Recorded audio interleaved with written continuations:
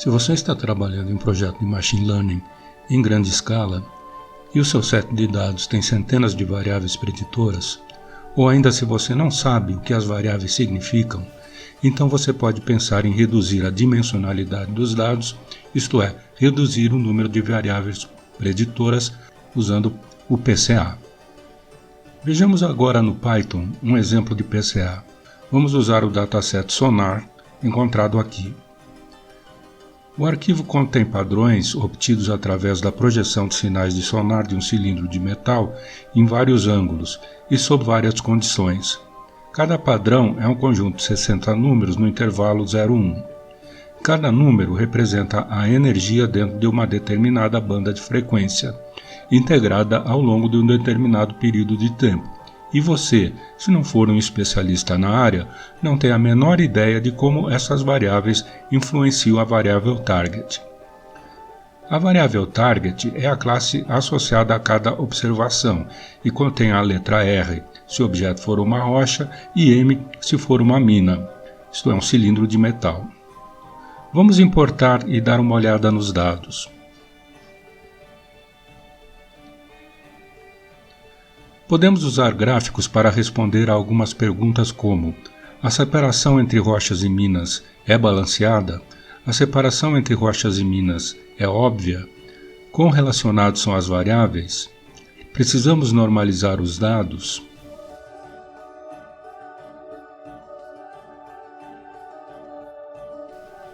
Primeiro, veja que não há muita diferença entre as classes.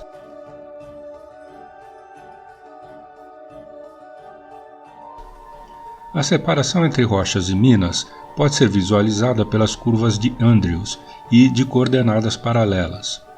No gráfico de coordenadas paralelas, os pontos são representados como segmentos de linha conectados. Cada linha vertical representa um preditor.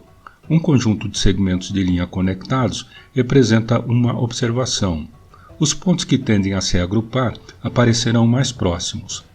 Quando desenhamos o gráfico e usamos cores para distinguir as classes, vemos se todas as observações estão emaranhadas entre si ou se elas estão agrupadas em fluxos separados.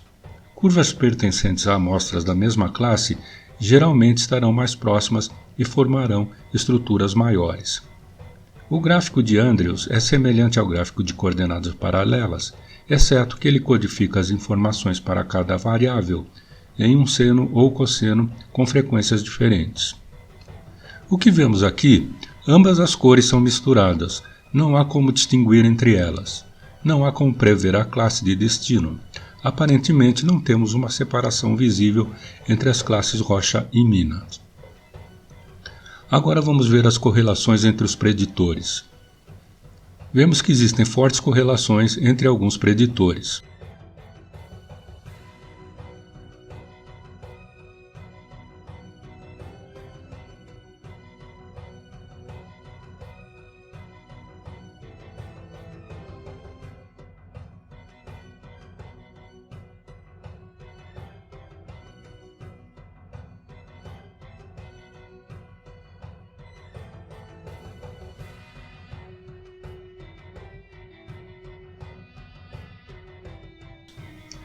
Agora vejamos as faixas de variação dos preditores.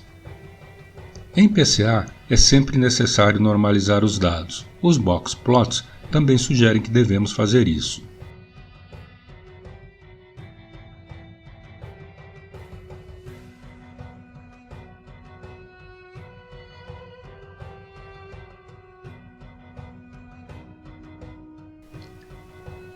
Agora vamos aplicar o PCA, usando o scikit-learn.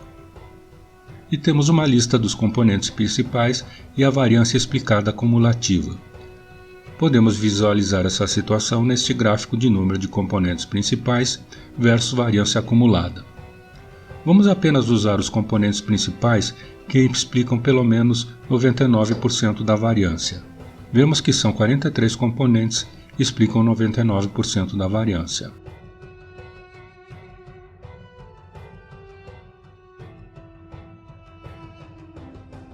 Finalmente vou aplicar um algoritmo de Machine Learning e ver a performance.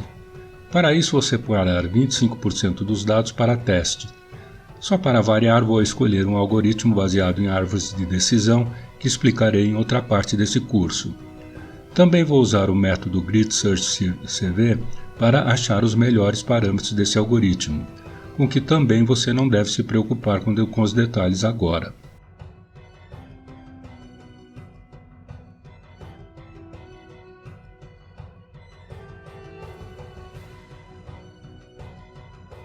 Obtemos uma accuracy de 82,6% e uma lista dos melhores preditores.